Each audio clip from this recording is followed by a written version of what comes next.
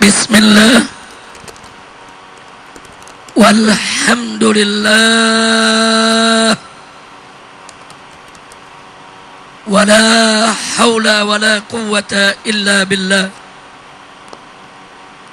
Ashhadu an la ilaha illallah wahdahu la syarika lah wa ashhadu anna sayyidana Muhammadan abduhu wa rasuluh la nabiyya ba'dah. Allahumma salli wa sallim wa barik ala sayyidina wa habibina wa syafi'ina wa maulana nabiyyina Muhammadin wa ala alihi at-tahirin at-tayyibin wa ashabihi al-ghurril mayamin wa man tabi'ahum bi ihsanin ila yaumiddin. Siyadatul habaib asy-syurafa wa sa'adatul ulama'il fudala wa fadilatul umara'il kurama wa jami'il hadirin al-ahibba'il a'izza rahimakumullah.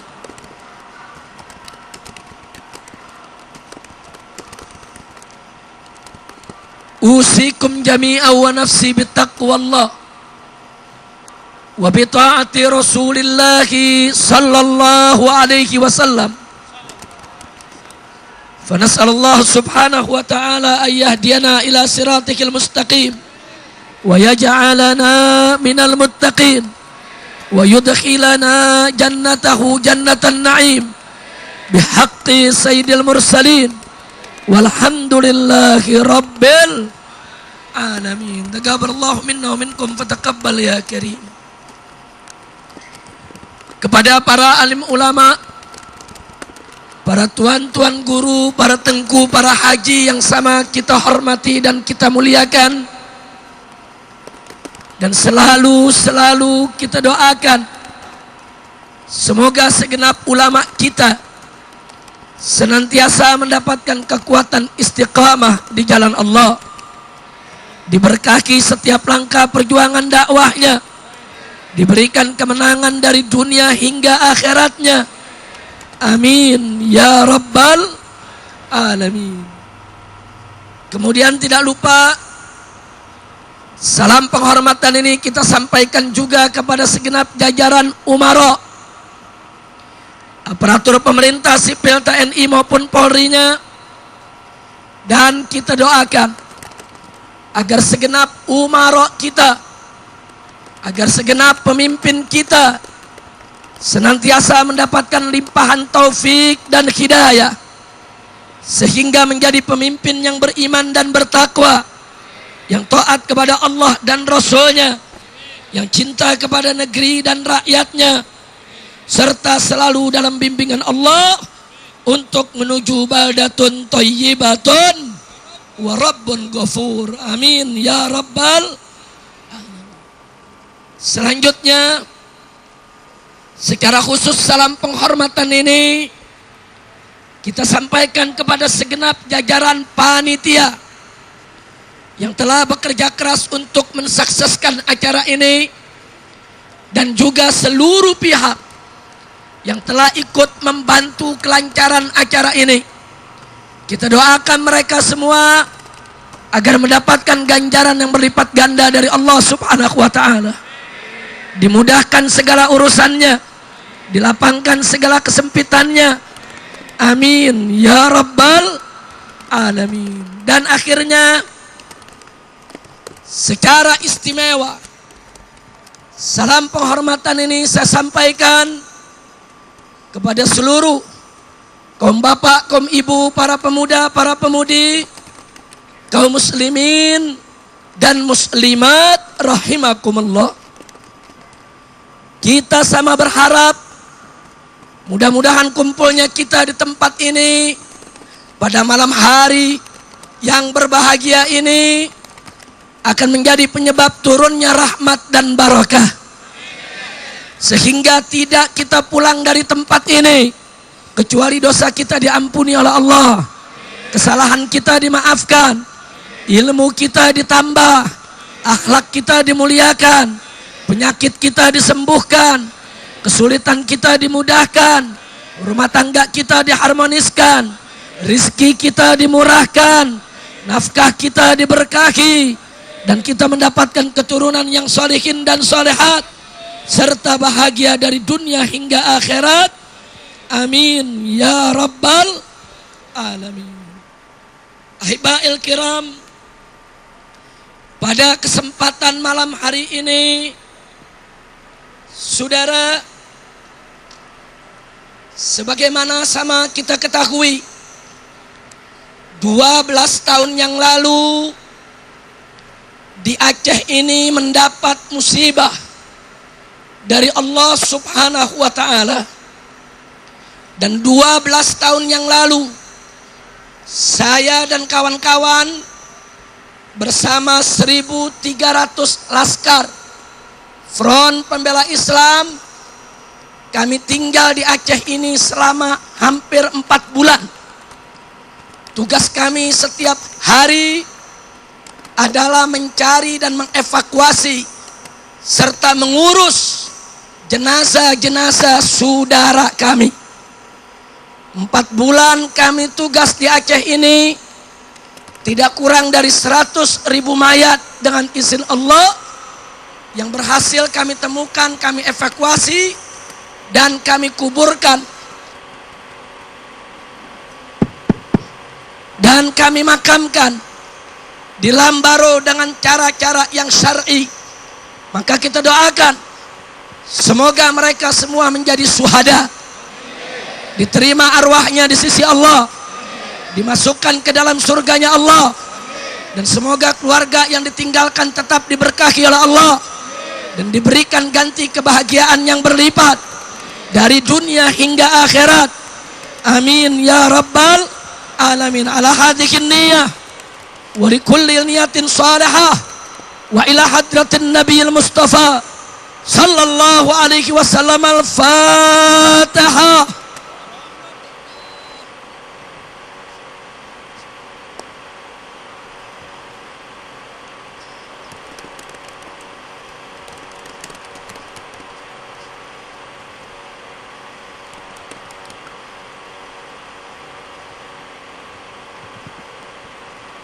Taqabbalallahu minna wa minkum fataqabbal ya karim. Haibail kiram, manakala musibah menimpa seorang hamba saudara, maka musibah itu tidak keluar dari 3 makna.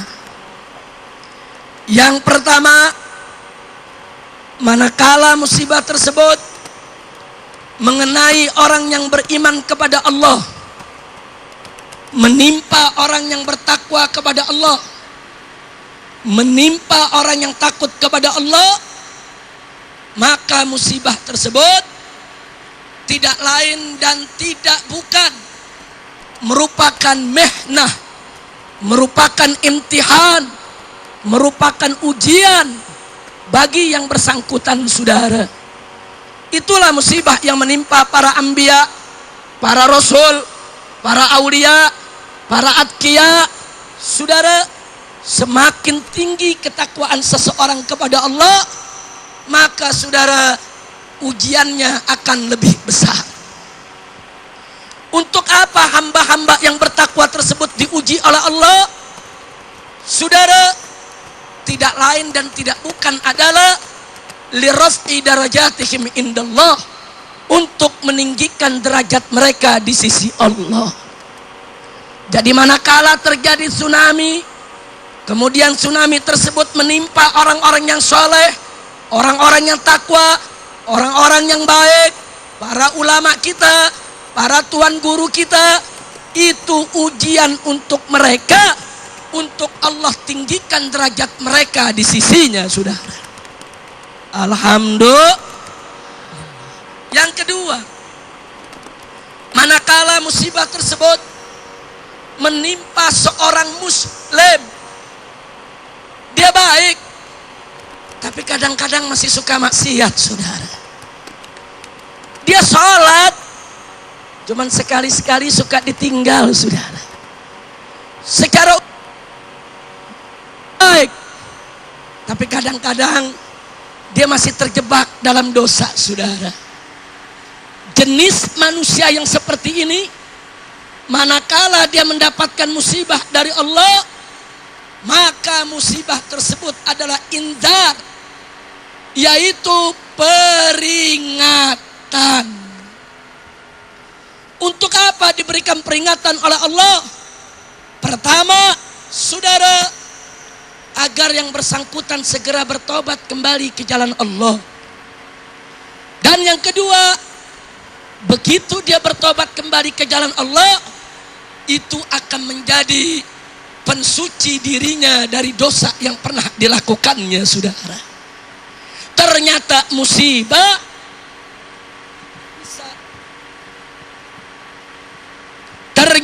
musibah itu bisa menghapus dosa. Alhamdulillah. Yang ketiga,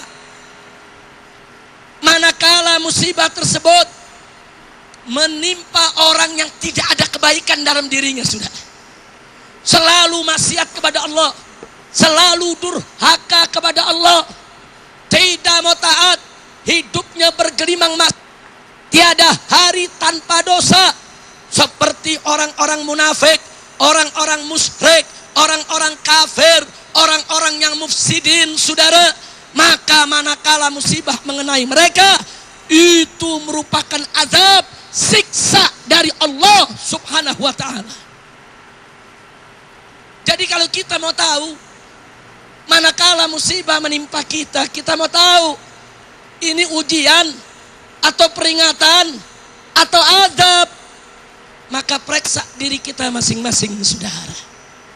Kalau kita termasuk golongan yang sholihin, masuk golongan atqiya, masuk golongan asfiya, maka itu merupakan ujian tentunya. Tapi kalau kita termasuk golongan muslim yang baik, tapi kadang-kadang masih suka berbuat maksiat, sekali-kali masih suka berbuat munkar, maka saudara ketahuilah kalau itu merupakan peringatan buat kita agar kita tidak mengulanginya, supaya kita segera bertobat sehingga dosa kita diampuni oleh Allah subhanahu wa ta'ala. Tapi hati-hati, jika kita termasuk golongan yang ketiga yang tidak ada kebaikan sedikit pun dalam diri kita, selalu maksiat, selalu berbuat dosa, selalu durhaka, ketahuilah bahwa musibah tersebut azab dari Allah menimpa kita, saudara.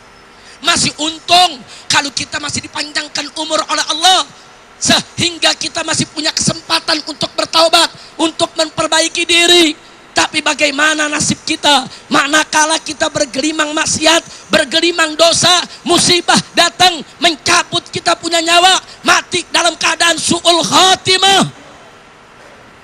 Na'udzubillah min dzalik. Makanya lucu, ada preman, tahu preman? Orang Aceh bilang apa? Gangster. Tahu gangster? Tahu gangster? Tahu preman? Ada preman sholat nggak pernah, puasa nggak pernah, tiap hari main judi, tiap hari minum minuman keras. Tahu-tahu dapat musibah.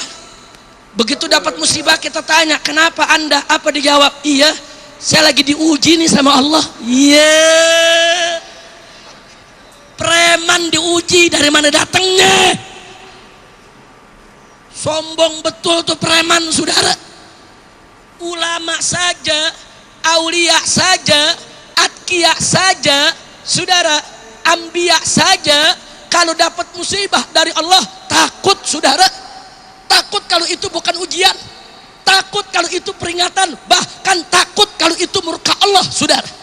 Berapa banyak ambiya yang menangis, berapa banyak rasul yang menangis tatkala mendapatkan musibah, mereka introspeksi diri, takut kalau itu murka Allah, saudara.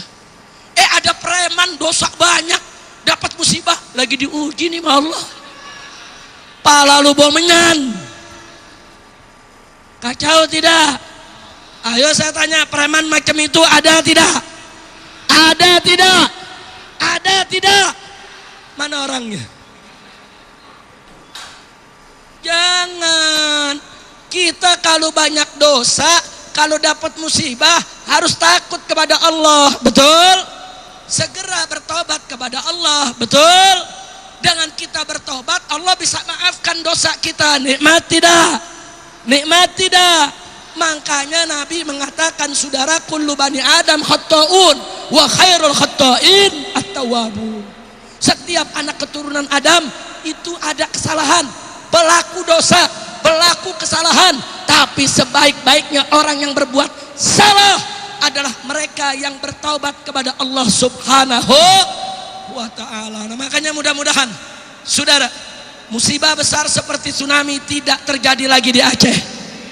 Amin ya rabbal alamin. Cukup tsunami terjadi sekali saudara, dia menjadi ujian bagi orang yang bertakwa, dia menjadi peringatan bagi mereka yang masih setengah-setengah saudara kelakuan kebaikannya. Tapi tentu dia merupakan azab saudara bagi mereka yang tidak ada kebaikan dalam dirinya. Mudah-mudahan kita termasuk golongan yang pertama, amin, yang dicinta oleh Allah, amin, yang disayang oleh Allah, amin, amin ya rabbal alamin. Nah, jadi itu sekedar saya mengenang apa yang terjadi di Aceh ini saudara. 4 bulan saya tinggal di Aceh, 4 bulan saya tidur di makam pahlawan, malam tidur di kuburan, selimut nggak punya, pakai kantong mayat. Siang kita cari mayat kemana-mana saudara. Nah, dari pagi sampai siang kita kumpulkan jenazah-jenazah, kemudian kita bawa ke Lembaro sana, kita kuburkan sebagaimana mestinya. Bukan itu saja saudara, tapi banyak hal-hal lain yang kami mendapatkan pelajaran dari Aceh ini. Terus terang Pak, Bu, kenangan tersebut tidak akan pernah bisa saya lupakan, dan kenangan tersebut akan selalu saya bawa seumur hidup saya untuk menjadi cambuk bagi saya dan cambuk bagi umat. Jangan sekali-kali menantang kekuasaan Allah Subhanahu wa ta'ala. Tidak akan pernah ada satu kekuatan pun yang akan mampu untuk menantang kekuatan Allah. Betul? Ayo saya mau tanya di sini, siapa yang maha besar? Siapa yang maha kuasa? Siapa yang maha kuat? Siapa yang maha agung? Takbir! Takbir!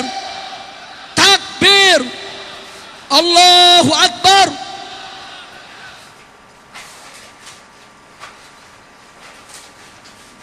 Orang Aceh semangat tangkap Ahok. Luar biasa saudara. Doakan mudah-mudahan kita menang semua. Amin ya rabbal alamin. Nah saudara, ini ngomongnya Ahok melulu sih. Minta dibahas Ahok kali ya. Saya males nyebut Ahok, saya biasanya nyebutnya kutil babi. Takbir. Makanya saya udah 2 tahun gak tinggal di Jakarta, saya pindah ke Bogor.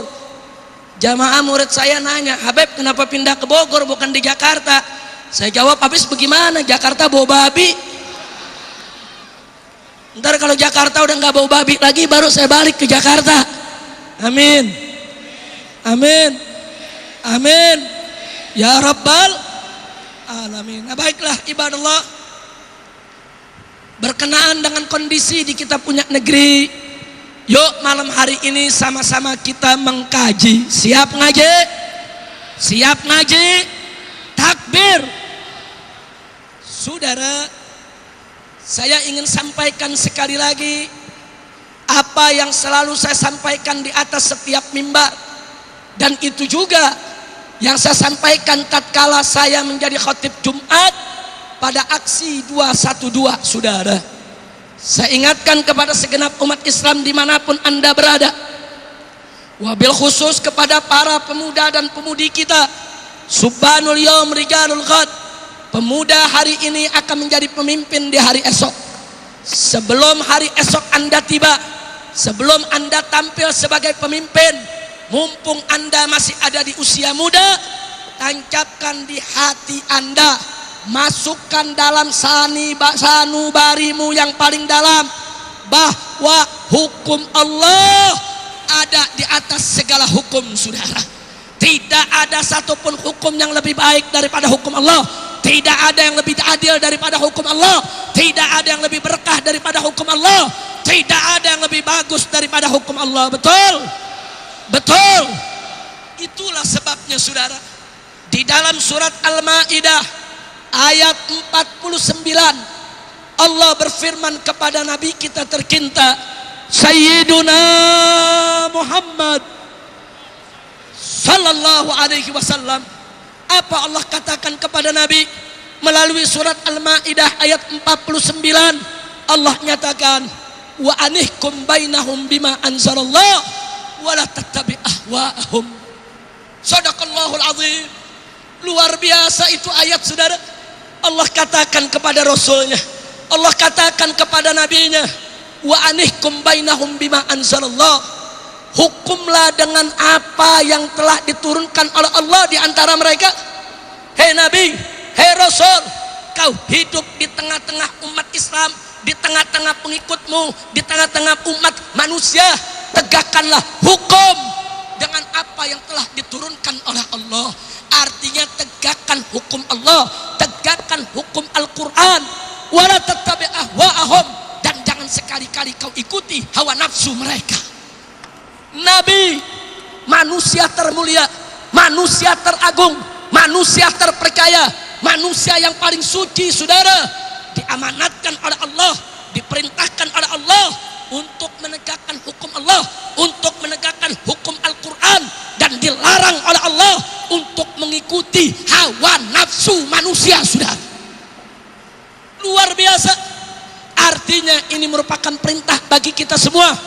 Wajib kita menegakkan hukum Allah, wajib kita menegakkan hukum Al-Quran, wajib kita menegakkan apa yang telah ditetapkan oleh Allah dan Rasulnya. Betul?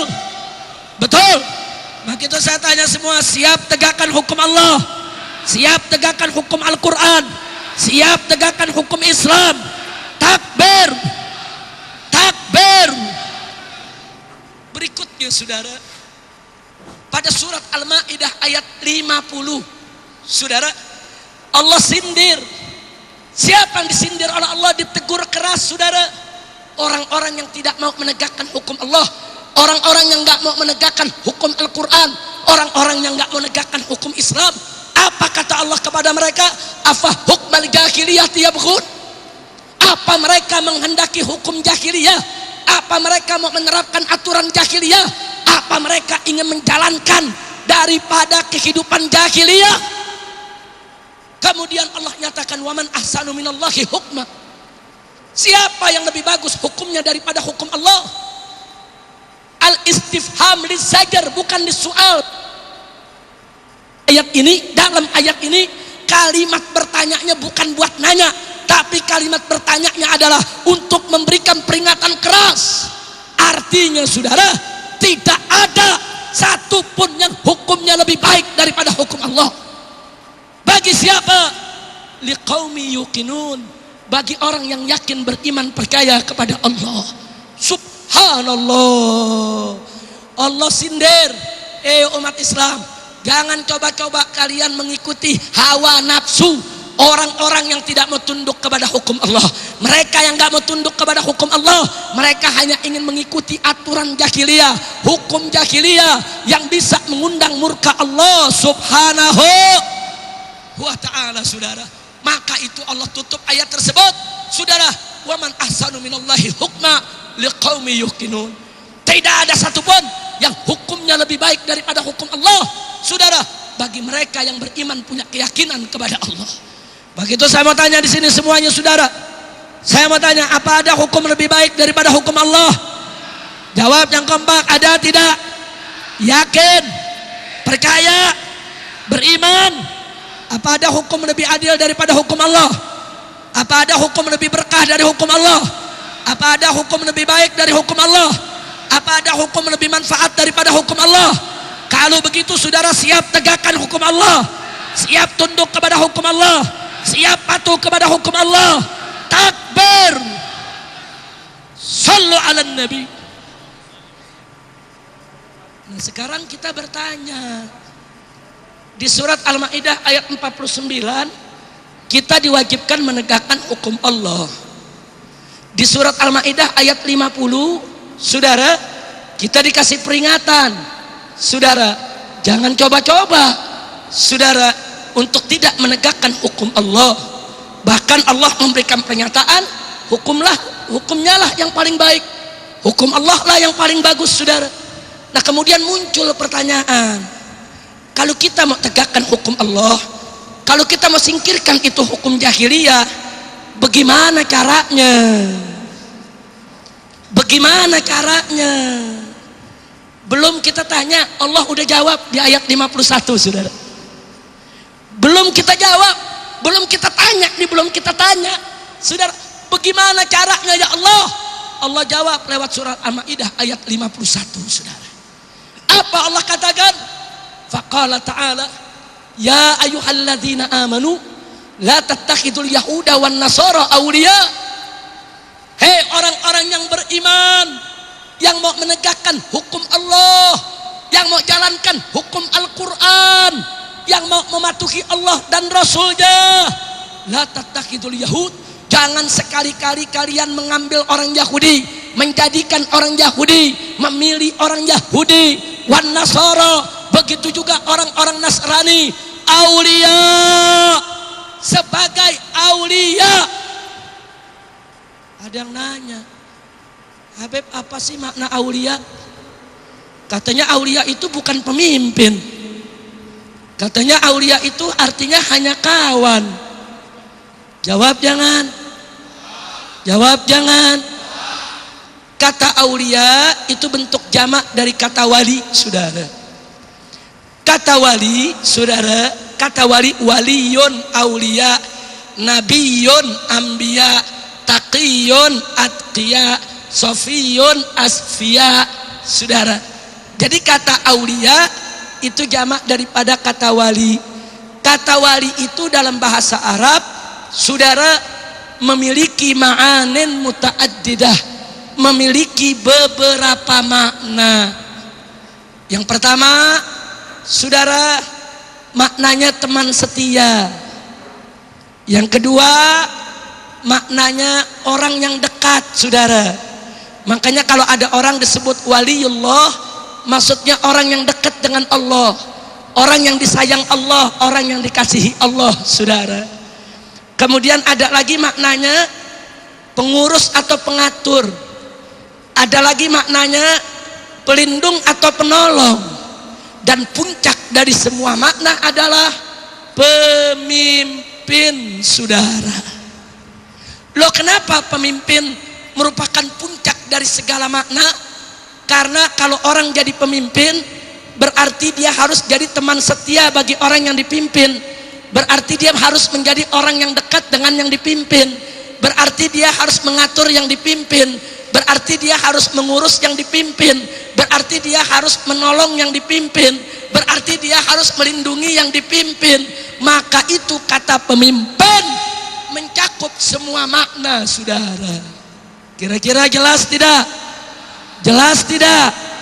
Artinya kalau ada yang ngotot ngomong begini, Habib itu ayat nggak bisa jadi dalil buat pemimpin, itu ayat cuman buat teman setia.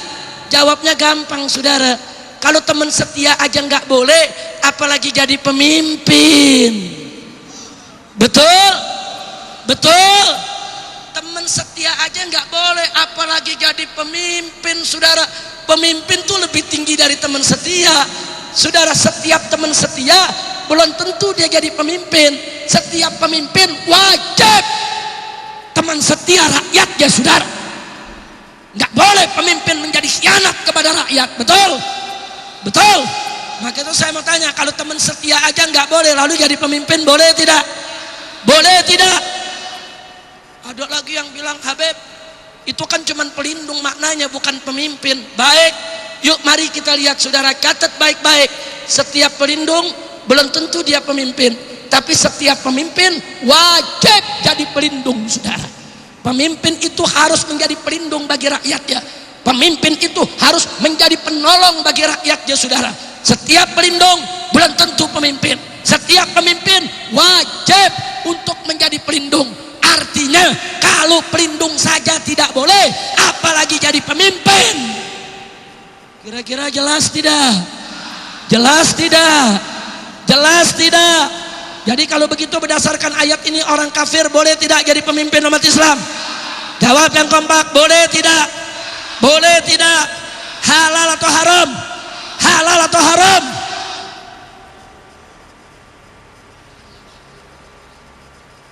Ada yang nanya lagi, saudara, kenapa sih haram? Apa sebabnya?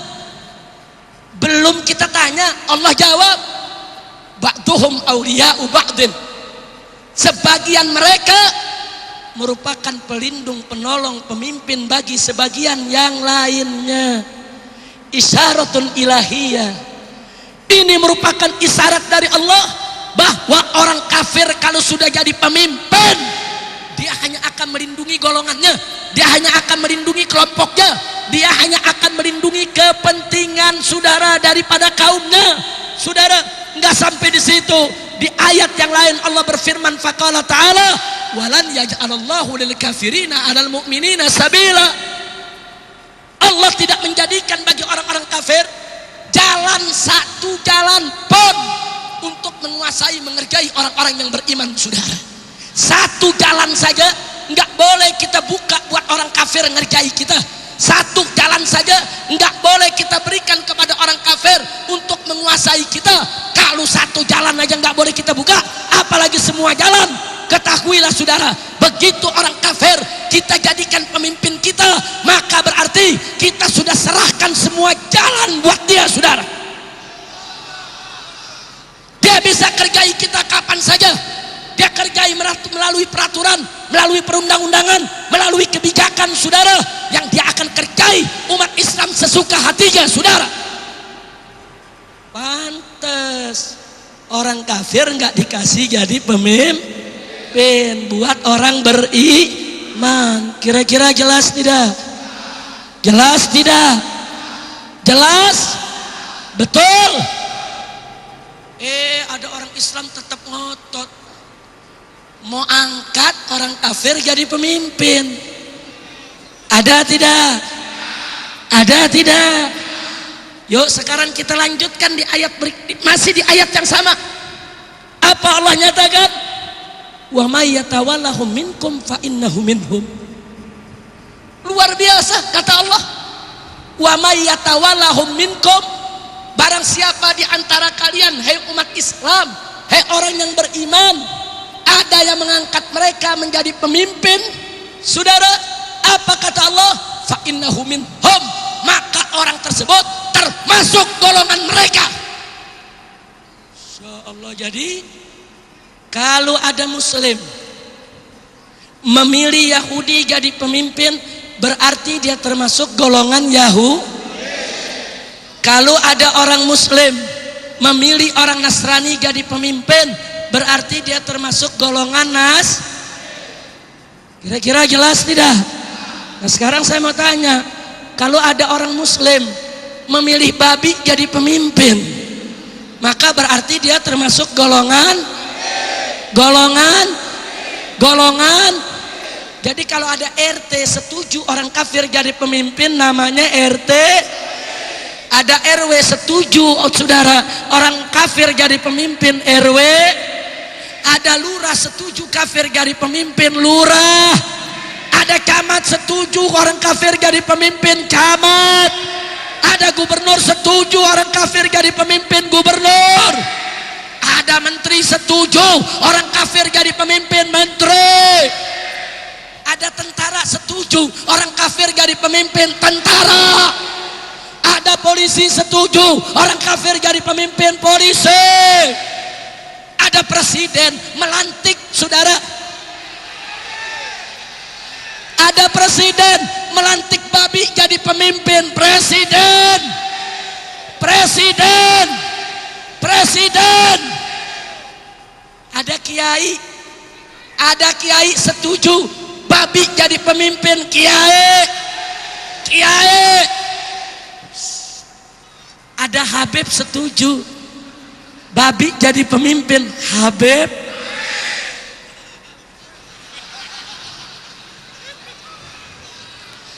Udahlah, ceramahnya sampai di sini saja, Tengku Bolkah ini.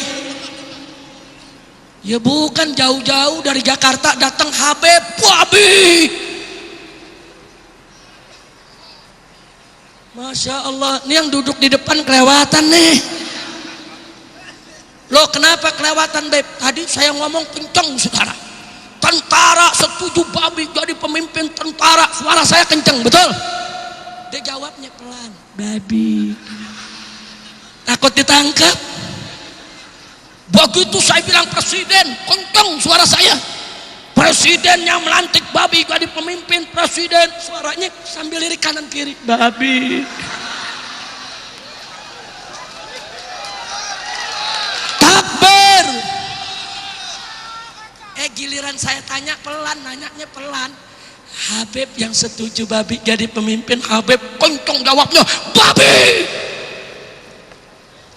Lu giliran ngatain Habib babi, berani lo. Insya Allah, kacau tidak? Kacau tidak? Nah, tapi di sini para tuan guru, para tengku, para Habib, para sayyid jangan tersinggung. Sengaja saya sebut kiai, tuan guru, Habib supaya adil. Betul? Pertama supaya adil, kedua supaya selesai acara saya nggak ditangkap polisi. Loh kok begitu, Beb?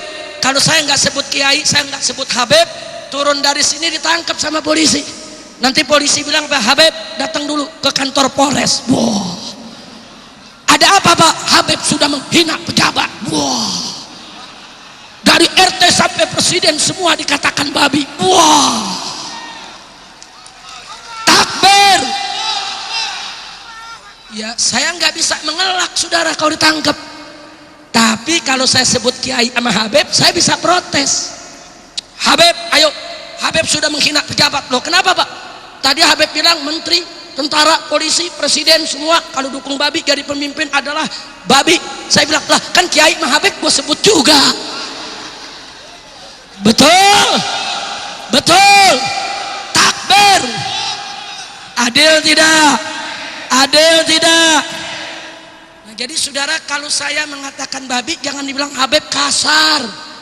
Saya nggak kasar. Allah yang berfirman, wa may yatawallahu minkum fa innahu minhum. Itu firman siapa? Firman siapa? Allah yang kasih tahu kita, barang siapa yang mengangkat mereka jadi pemimpin, maka dia termasuk golongan mereka. Ayo jawab semua, saya mau tanya. Kalau ada muslim ngangkat Yahudi jadi pemimpin, berarti termasuk golongan Yahudi? Termasuk golongan? Termasuk golongan? Kalau ada muslim mengangkat Nasrani jadi pemimpin, berarti termasuk golongan termasuk golongan? Termasuk golongan? Kalau ada muslim ngangkat babi jadi pemimpin, termasuk golongan? Termasuk golongan? Ada dalil gak? Ada. Jadi jangan bilang Habib kasar.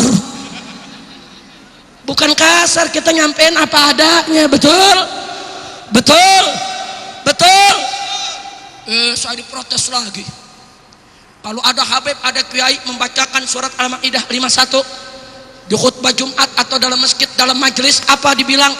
Oh, Habib ini mempolitisasi masjid. Ada gak yang ngomong begitu? Ada gak yang ngomong begitu? Mulutnya bau jigong. Ayo saya mau tanya semua, surat Al-Maidah ayat 51 firman siapa? Jawab yang kompak, firman siapa? Kalam siapa? Kalau begitu boleh gak dibaca di masjid? Boleh gak dibaca di khutbah? Boleh gak dibahas di majelis taklim? Boleh gak dibahas di menasa? Boleh gak dibaca di daya? Boleh gak disampaikan dalam tablik akbar? Boleh tidak? Boleh tidak? Masa dibilang mempolitisasi majelis? Ngomong, lu ngomong membeduk yang gak bisa jawab. Betul.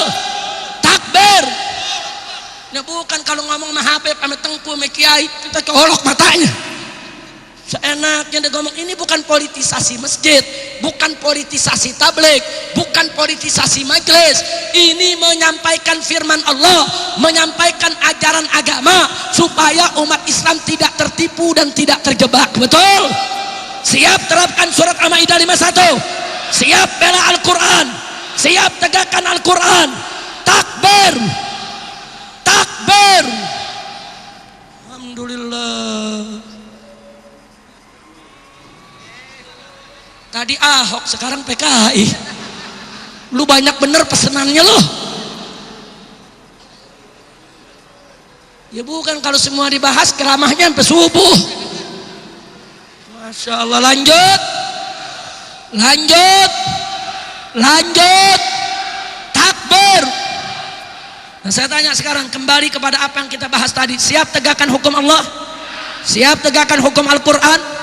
Baik, tancapkan baik-baik bahwa ayat suci akan selalu ada di atas ayat konstitusi. Betul? Mana lebih tinggi, konstitusi atau ayat suci? Mana lebih tinggi, konstitusi atau Al-Quran? Yakin? Percaya? Betul? Saudara, kenapa ayat suci lebih tinggi dari ayat konstitusi? Sebab ayat suci adalah wahyu ilahi yang tidak boleh diganti, tidak boleh direvisi, harga mati yang harus ditaati. Saudara, betul? Betul? Sedangkan ayat konstitusi, saudara, itu hasil produk akal manusia, hasil pemikiran saudara, sehingga tidak boleh bertentangan dengan ayat suci. Ajaran Islam jelas, manakala konstitusi sejalan dengan ayat suci, tidak bertentangan dengan Al-Quran dan hadis Nabi, tidak bertentangan dengan hukum Allah dan Rasulnya, tidak bertentangan dengan syariat Islam, maka kita sebagai warga negara yang baik wajib tunduk patuh taat kepada konstitusi. Betul? Betul? Tapi manakala ayat konstitusi bertentangan dengan ayat suci, saudara, bertentangan dengan Al-Quran dan hadis Nabi, bertentangan dengan hukum Allah dan Rasulnya, bertentangan dengan syariat Islam, maka haram untuk kita taati, saudara. Haram. Nabi bersabda dalam hadisnya, saudara, la ta'ata li makhlukin fi maksiatil khaliq, innamat ta'atu fil ma'ruf. Tidak ada ketaatan kepada makhluk yang manapun untuk maksiat kepada Allah sang Khalik, sang pencipta, saudara. Enggak boleh. Kenapa? Innamat ta'atu fil ma'ruf. Sesungguhnya ketaatan itu hanya berlaku dalam kemakrufan, saudara. Enggak boleh kita taat kepada makhluk yang manapun. Anak wajib taat kepada kedua orang tuanya selama kedua orang tuanya mengajak taat kepada Allah. Tapi manakala kedua orang tuanya mengajak maksiat kepada Allah, maka si anak haram untuk mentaati kedua orang tua, saudara. Murid wajib untuk taat kepada gurunya, saudara. Wajib selama si guru mengajak taat kepada Allah. Tapi manakala si guru, saudara, mengajak si murid pada Allah, saudara, haram si murid untuk mentaati gurunya, saudara. Istri wajib untuk taat kepada suaminya, saudara, selama suaminya mengajak taat kepada Allah.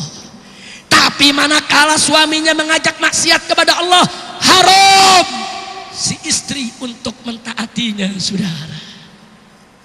Rakyat wajib untuk taat kepada umara, saudara. Kepada pejabat, kepada pemerintah wajib selama pemerintah mengajak rakyatnya untuk taat kepada Allah. Tapi manakala pemerintah mengajak rakyatnya maksiat kepada Allah, haram untuk kita taati, saudara. Haram.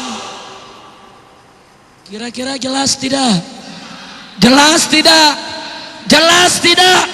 Siap tegakkan Al-Quran, siap tegakkan hukum Allah. Takbir. Al-Quran mengharamkan minuman keras, betul? Betul? Tahu-tahu Presiden dan DPR RI di Jakarta membolehkan minuman keras untuk diperjualbelikan di mana-mana. Saya mau tanya, saudara, mau ikut Presiden atau ikut Allah? Mau ikut DPR atau ikut Allah? Saya mau tanya sekali lagi, saudara, mau ikut Presiden atau ikut Allah? Ikut DPR atau ikut Allah? Betul. Takbir.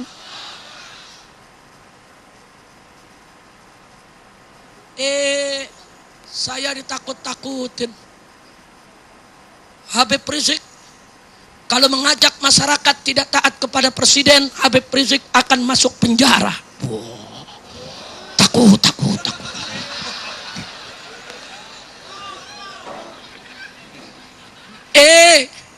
Pejabat jangan nakutin Tengku, jangan nakutin guru, jangan nakuti Habib dengan penjara. Justru Habib menakutin presiden dengan neraka. Loh kok bisa begitu? Hei presiden, hei menteri, hei gubernur, hei pejabat, jika kau membuat peraturan, membuat undang-undang yang menentang Allah, kau akan masuk neraka. Betul. Betul. Takbir. Saya mau tanya, melawan Allah tempatnya di mana? Menentang Allah tempatnya di mana? Nggak mau tunduk kepada Allah tempatnya di mana? Betul? Yakin? Takbir. Aku nakutin Habib termasuk penjara. Lu masuk neraka, goblok. Kira-kira jelas tidak? Sekarang saya mau tanya saudara, penjara dan neraka sakit mana? Pedih mana? Seram mana? Betul? Yakin? Neraka teramat pedih, sakit. Kalau penjara, ya kita dapat makan gratis. Sehari 3 kali. Makan pagi, siang, malam. Kok Habib tahu? Kan pengalaman. Masya Allah. Saya masuk penjara, enak makan, bini nggak masak lagi. Gratis, saudara. Mau makan gratis? Mau? Masuk penjara.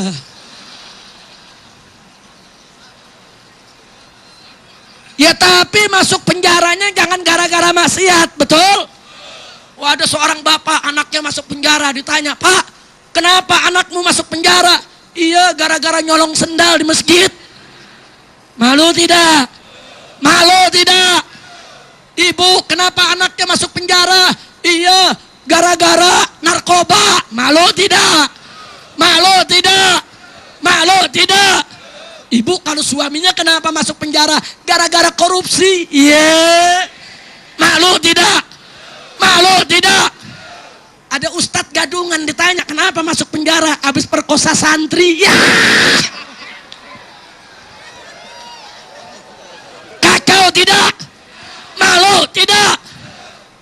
Tapi kalau ditanya, hei, kenapa anakmu masuk penjara? Anakku masuk penjara karena bela Al-Quran. Bangga tidak? Bagus tidak? Kenapa anakmu masuk penjara? Anakku masuk penjara karena bela Allah dan Rasulnya. Bagus tidak? Bagus tidak? Kenapa anakmu masuk penjara? Anakku masuk penjara karena melawan judi dan minuman keras. Bagus tidak? Bagus tidak? Takbir. Makanya masuk penjara. Jadi kalau saya bilang masuk penjara, maksudnya berjuang. Walaupun resikonya masuk penjara. Kira-kira jelas tidak? Jelas tidak? Saya tanya sekali lagi, siap bela Al-Quran? Siap bela Allah? Siap bela Rasul? Takbir. Itulah sebabnya saudara, kenapa kami menolak di Jakarta orang kafir jadi gubernur.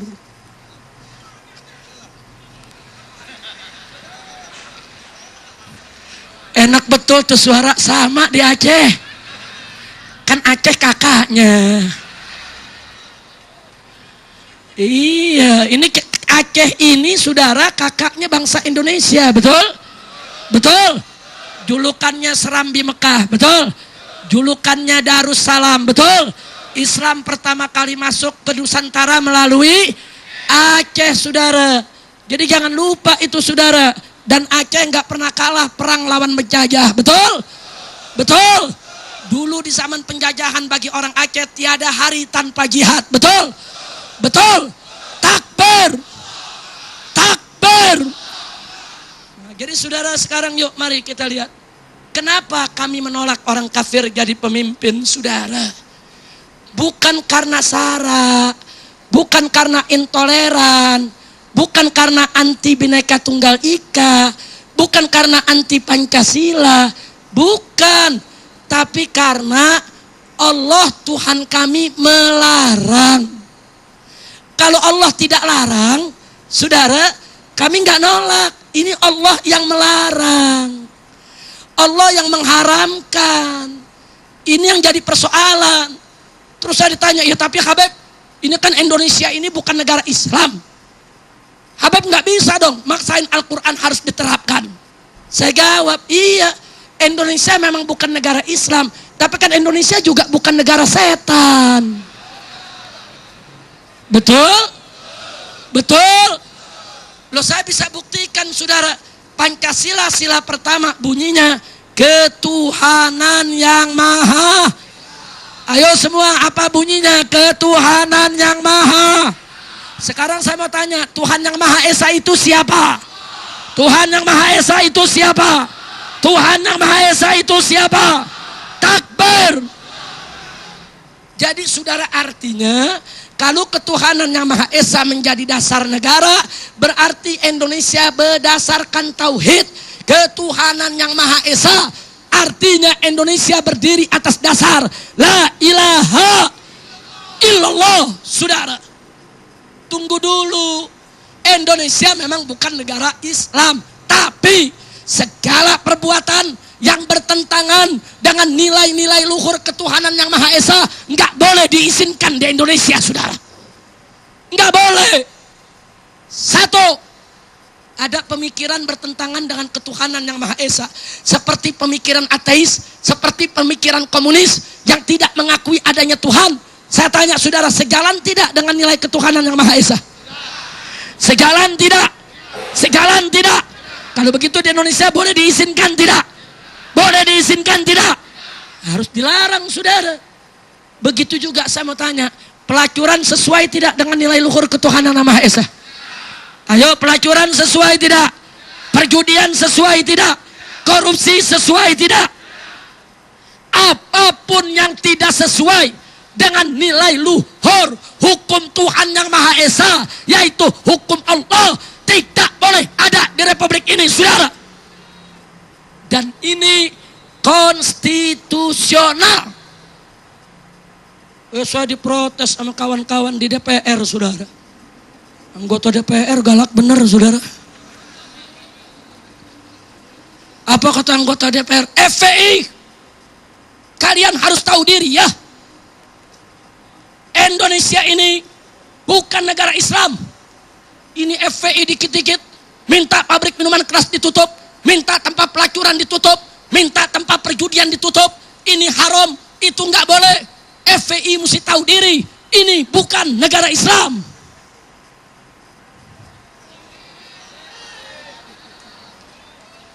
Galak bener, saudara. Jawab jangan. Jawab jangan. Kita sudah jawab depan mereka.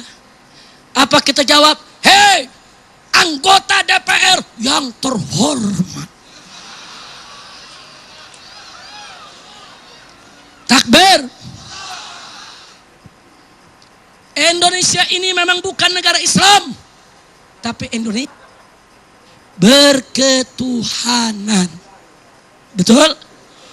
Jadi kalau kalian, hei anggota DPR, tetap ngotot ingin melegalkan judi, melegalkan minuman keras, melokalisasi pelacuran, maka ganti dulu sila pertama Pancasila dari ketuhanan yang Maha Esa menjadi kesetanan yang luar biasa.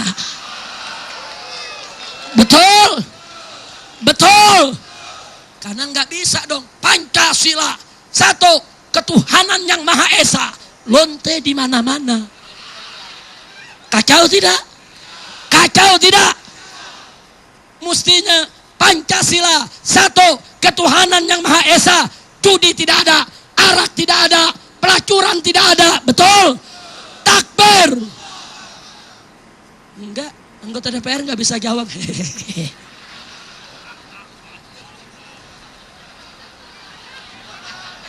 Lanjut.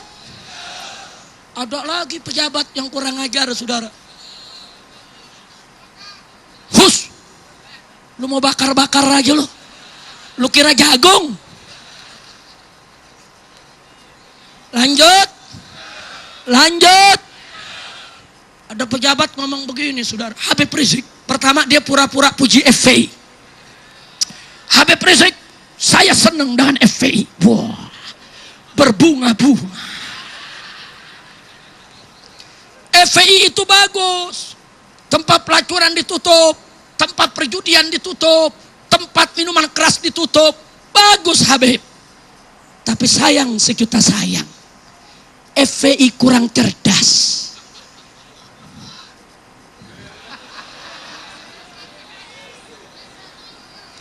Kurang cerdas, saya tanya kurang cerdasnya di mana? Apa dia bilang? Buat apa Habib itu dengan laskar menutup tempat pelacuran kalau ternyata tidak memberikan solusi?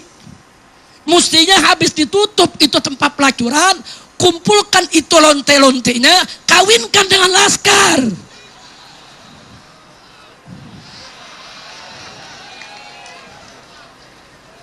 Bener juga. Supaya nggak jadi lonte lagi. Atau Habib, kalau sudah tutup tempat pelacuran, kumpulkan itu pelacur, dididik dong, diberikan keterampilan, ajarkan mereka menjahit, ajarkan mereka itu memasak, ajarkan mereka itu berdagang. Setelah dididik, diajarkan, berikan modal supaya dia punya usaha yang halal di kemudian hari. Begitu dong, baru FPI cerdas.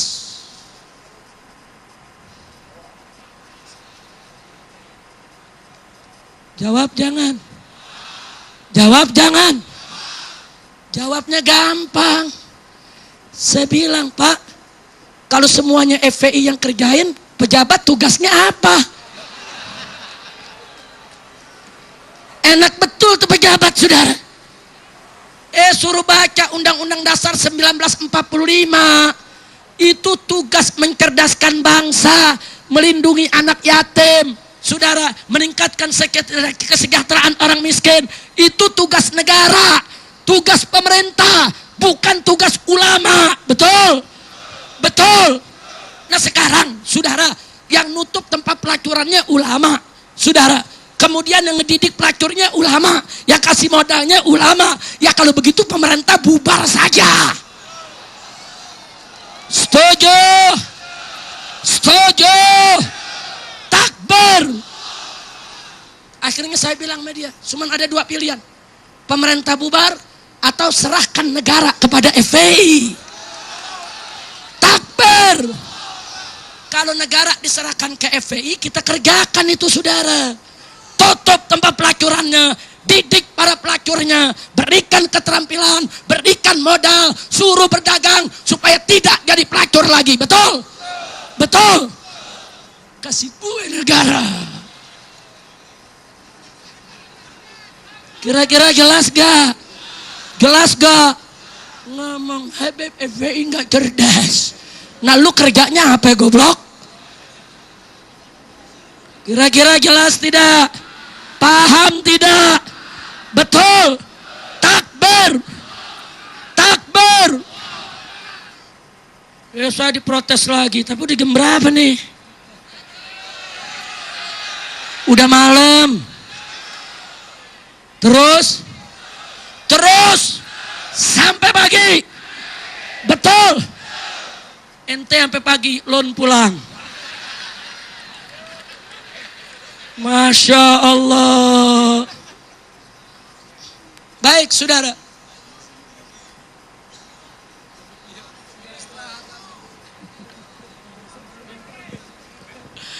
Lanjut. Suruh lanjut Kiai.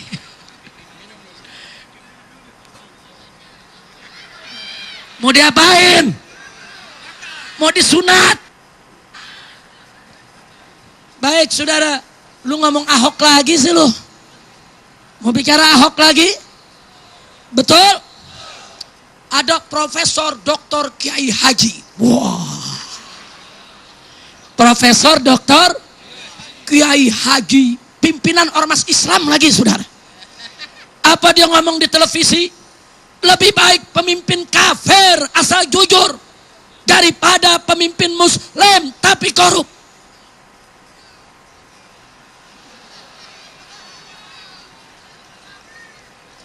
Jawab jangan. Jawab jangan. Kapan jawabnya? Tahun depan. Kan nanti kan katanya mau bikin acara lagi tahun depan kan? Tahun depan lagi dah. Udah capek. Lanjut. Mau tahu jawabannya? Panjang. Nggak apa-apa. Betul. Baik, saya persingkat aja. Ada 3 jawaban saudara. 1. Pernyataan seperti tadi merupakan pernyataan yang sangat berbahaya. Kenapa? Karena mengandung unsur pendangkalan akidah. Kok bisa? Perhatikan. Kalau saat ini orang Islam ada mengatakan lebih baik pemimpin kafir asal jujur daripada pemimpin muslim tapi korup. Dia ulangi terus. Lebih baik pemimpin kafir asal jujur daripada pemimpin muslim tapi korup. Kalau ini didoktrin saudara di benak pemuda kita, maaf, besok perempuan-perempuan kita akan ikut latah mengatakan, kalau begitu lebih baik punya suami kafir asal setia daripada punya suami muslim tidak setia. Bahaya tidak? Bahaya tidak? Bahaya tidak? Saudara, perempuan-perempuan muslimah kita haram untuk dikawinkan dengan laki-laki kafir. Haram, saudara, walaupun dia setia, walaupun dia kaya. Ini bukan urusan setia atau tidak setia. Ini bukan urusan kaya atau miskin. Ini urusan hukum Allah. Perempuan muslimah haram kawin dengan laki-laki kafir, saudara. Kira-kira jelas tidak? Jelas tidak? Ada yang lebih berbahaya. Kalau anak-anak muda kita mengatakan lebih baik pemimpin kafir asal jujur daripada pemimpin muslim tapi korup. Saudara, besok anak muda kita akan mengatakan kalau begitu lebih baik jadi orang kafir asal kaya daripada jadi orang muslim tapi miskin. Saya tanya, bahaya tidak? Bahaya tidak? Bahaya tidak? Ini bukan soal miskin atau kaya, saudara. Ini persoalan akidah, saudara. Nggak boleh akidah dijual, nggak boleh akidah dirontokkan, saudara. Maka itu saya tanya, kalau gitu pertanyaan lebih baik pemimpin kafir asal jujur daripada pemimpin muslim tapi korup, bahaya tidak? Bahaya tidak? Kalau begitu terima atau tolak? Biarkan atau lawan? Takbir. Yang kedua saudara, yuk mari kita lihat. Itu pernyataan seperti tadi, lebih baik pemimpin kafir asal jujur, cerdas, rajin daripada pemimpin muslim tapi korup, bodoh, pemalas. Saudara, pernyataan ini sangat berbahaya karena mengandung, saudara, mengandung pembodohan umat. Kenapa bisa pembodohan umat? Saudara, ini kalimat nggak mungkin keluar kecuali dari orang kafir yang bugut, yang hikit, saudara, yang benci kepada Islam, atau dari orang munafik yang khianat kepada Islam. Nggak keluar itu kalimat, saudara. Kenapa? Mari kita lihat, saudara. Dia katakan lebih baik pemimpin kafir asal jujur, adil, cerdas, rajin, cerdas. Buat si kafir dia kasih sifat yang bagus-bagus, saudara. Lebih baik pemimpin kafir jujur, cerdas, rajin. Buat si kafir dikasih sifat bagus-bagus, jujur, cerdas, rajin, daripada pemimpin muslim tapi korup, bodoh, pemalas. Giliran buat si muslim dikasih sifat yang jelek-jelek, saudara. Bodoh lah, korup lah, pemalas lah, kurang ajar. Dan saudara, kalimat ini berbahaya. Kenapa? Dia ingin memberikan kesan kepada masyarakat, kepada publik, seolah-olah pemimpin kafir bagus semua, seolah-olah pemimpin muslim jelek semua, kurang ajar. Maka itu saya mau tanya semua, jawab yang kompak, saudara. Pemimpin muslim di negeri kita yang bagus banyak tidak? Jawab yang kompak. Pejabat yang baik banyak tidak? Yang jujur banyak tidak? Yang cerdas banyak tidak? Yang rajin banyak tidak? Yang bersih banyak tidak? Takbir. Nah sekarang saya mau tanya lagi, saudara, pejabat kafir yang bejat banyak tidak? Jawab yang kompak. Pejabat kafir yang bejat banyak tidak? Yang korup banyak tidak? Yang kotor banyak tidak? Yang bodoh banyak tidak? Kalau dia cinta Islam, saudara, kenapa dia tidak mengatakan lebih baik pemimpin muslim jujur daripada pemimpin kafir korup? Kenapa dia nggak bicara begitu, saudara? Kenapa dibalik? Kenapa lebih baik pemimpin kafir asal jujur daripada pemimpin muslim tapi korup? Ini penghinaan untuk Islam. Ini penghinaan untuk umat Islam. Saya tidak ridho untuk menerimanya, saudara. Betul? Maka itu saya mau tanya, saudara, kalimat tadi berbahaya tidak? Terima atau tolak? Terima atau tolak? Biarkan atau lawan? Takbir. Yang ketiga, saudara, kalau orang mengatakan lebih baik pemimpin kafir asal jujur daripada pemimpin muslim tapi korup, berarti dia sudah melakukan perbandingan antara pemimpin kafir yang jujur dengan pemimpin muslim yang korup. Saudara, dalam dunia akademik itu perbandingan itu ada tata caranya. Dalam bahasa Arab disebut manhajul muqaranah. Ada apa, saudara? Ada metodologi perbandingan, saudara. Metodologi komparasi. Salah satu syaratnya, kalau kita ingin membandingkan dua perkara, saudara, syaratnya harus seimbang. Nggak boleh nggak seimbang, saudara. Saya kasih contoh. Boleh kasih contoh? Boleh kasih contoh? Baik. Di Aceh ada kopi, saudara. Betul? Di Jakarta juga ada kopi, saudara. Saya minum kopi Aceh, saya minum kopi Jakarta. Kemudian saya ambil kesimpulan. Setelah saya rasakan, ternyata kopi Aceh lebih lezat daripada kopi Jakarta. Itu perbandingan sehat. Kenapa sehat? Karena seimbang. Kenapa seimbang? Sebab kopi lawan kopi, saudara. Kira-kira jelas tidak? Jelas tidak? Jelas tidak? Boleh kasih contoh lagi? Di Medan ada duren, saudara. Manis rasanya. Di Jakarta juga ada duren. Manis rasanya. Saya cicipi. Setelah dicicipi saya ambil kesimpulan. Ternyata duren Medan lebih manis daripada duren Jakarta. Itu namanya perbandingan sehat. Kenapa sehat? Karena seimbang. Kenapa seimbang? Duren lawan duren. Kira-kira jelas gak? Jelas gak? Saudara, di Sumatera ada tempe. Di Jakarta juga ada tempe. Setelah saya rasakan, ternyata tempe Jakarta masih lebih enak, saudara. Lu ketawa lagi lo. Giliran urusan tempe dia ketawa. Saya katakan tempe Jakarta lebih gurih daripada tempe Sumatera. Itu namanya perbandingan sehat. Kenapa sehat? Seimbang. Kenapa seimbang?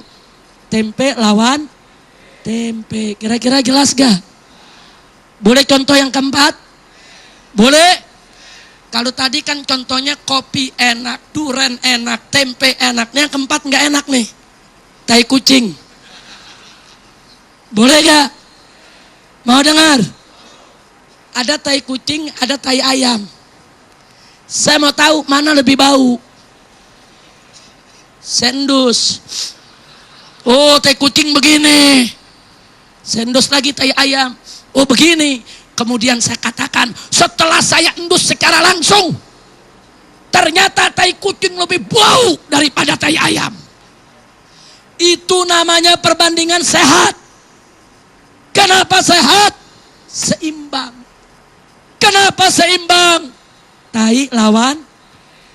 Kira-kira jelas gak? Jelas gak? Nah sekarang yang terakhir, yang kelima. Ada profesor doktor. Dia melakukan penelitian. Dibantu oleh para profesor melalui kajian ilmiah menggunakan laboratorium yang canggih, saudara. Kemudian dia katakan dalam kesimpulan, setelah kami melakukan penelitian yang cermat, ternyata durian Medan lebih manis daripada tai kucing.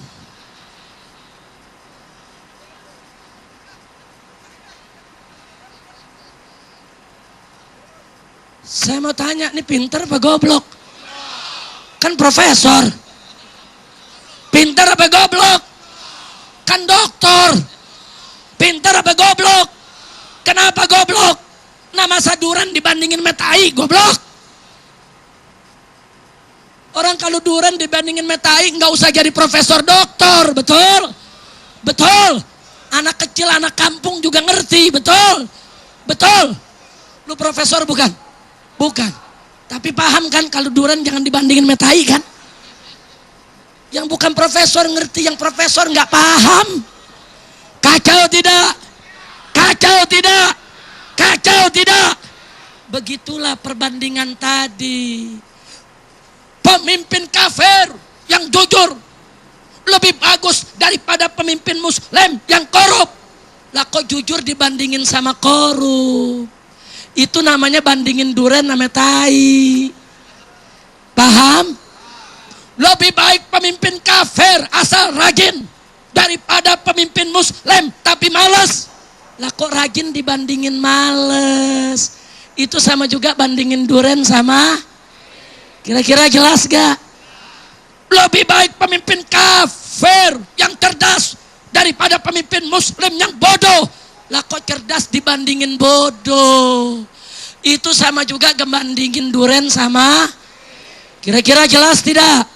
Jelas tidak? Orang kalau perbandingan seimbang, maaf saudara, sebetulnya muslim nggak bisa dibandingin sama kafir, saudara. Nggak bisa, mana mungkin iman dibandingkan dengan kekafiran, saudara. Betul? Betul? Mau dibulak-balik, saudara, muslim dengan kafir pasti bagusan muslim, betul? Ayo sekarang saya mau tanya, kita bikin perbandingan yang seimbang. Andai kata muslim sama kafir masih boleh dibandingkan, ayo mari kita lihat saudara. Saya mau tanya, ada pemimpin kafir jujur, ada pemimpin muslim jujur, mana lebih baik? Jawab yang kompak, mana lebih baik? Mana lebih baik? Ada pemimpin kafir cerdas, ada pemimpin muslim cerdas, mana lebih baik? Mana lebih baik? Ada pemimpin kafir rajin, ada pemimpin muslim rajin, mana lebih baik? Mana lebih baik? Begitu dong bikin perbandingan. Rajin lawan rajin, cerdas lawan cerdas, pinter lawan pinter, tai lawan. Saya mau tanya, ada orang Islam jadi maling, bagus atau jelek? Jawab yang kompak, bagus atau jelek? Bagus atau jelek? Orang Islam jadi maling, bagus atau jelek? Orang kafir jadi maling, bagus apa jelek? Mana lebih jelek? Mana lebih jelek? Sampai dalam persoalan permalingan, ternyata kafir nggak bisa nandingi muslim, saudara. Tapi jangan saya ngomong begini, ada maling yang hadir merasa, weh saya dibelain Habib. Saya nggak bela maling, betul? Maling muslim jelek, maling kafir lebih. Kira-kira jelas tidak? Kira-kira jelas tidak? Jadi yang mengatakan lebih baik pemimpin kafir jujur daripada pemimpin muslim korup, ngawur tidak? Ngawur tidak? Pintar atau goblok? Yakin? Yakin? Takbir! Alhamdulillah. Luar biasa masyarakat Aceh, saudara. Saya cuma ngomong sedikit dijawab, ngomong sedikit dijawab. Kok pinter-pinter sih? Ada profesor doktor belajar 20 tahun gak pinter-pinter. Inna lillahi wa inna ilaihi raji'un. Nah karena itu saudara, walau bagaimanapun juga di Indonesia nggak boleh umat Islam dipimpin oleh orang kafir, betul? Maka itu saya mau tanya saudara, siap jaga Indonesia? Siap jaga Indonesia? Siap rebut Indonesia? Takbir! Sekarang saya mau tanya semua, kalau besok ternyata Ahok dibebaskan saudara, Anda mau apa? Mau apa? Mau apa? Yakin? Betul? Ada dua pilihan, perhatikan. Mau aksi damai atau revolusi? Mau aksi super damai atau revolusi? Mau aksi hiper damai atau revolusi? Siap revolusi? Siap revolusi? Kalau saya undang ke Jakarta, siap revolusi? Siap juga revolusi di daerah? Takbir! Takbir! Ayo sekarang saya mau ajak semuanya, yang siap revolusi berdiri semua saudara. Ayo yang siap revolusi berdiri. Berdiri. Siap revolusi. Siap revolusi. Al-Quran imam kami. Al-Quran pedoman kami. Al-Quran petunjuk kami. Al-Quran satukan kami semua. Al-Quran imam kami. Terus pedoman kami. Al-Quran petunjuk kami. Al-Quran satukan kami. Aksi bela Islam, aksi bela Islam, aksi bela Islam. Allah Allahu Akbar. Aksi bela Islam, aksi bela Islam, aksi bela Islam. Allah Allahu Akbar. Tangan semua. Allahu Akbar. Allahu Akbar. Allahu Akbar. Allahu Akbar. Allahu Akbar.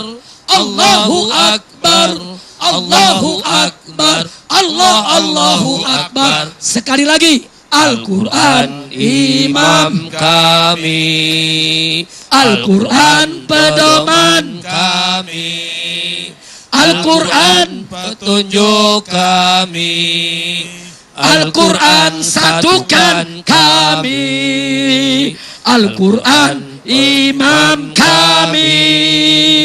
Al-Quran pedoman kami. Al-Quran petunjuk kami. Al-Quran satukan kami.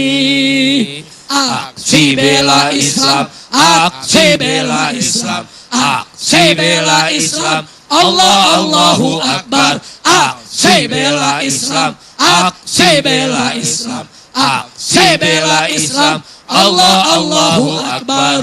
Allahu Akbar. Allahu Akbar. Semua. Allahu Akbar. Allahu Akbar. Allahu Akbar. Allahu Akbar. Allahu Akbar. Allahu Akbar. Takbir. Allahu Akbar.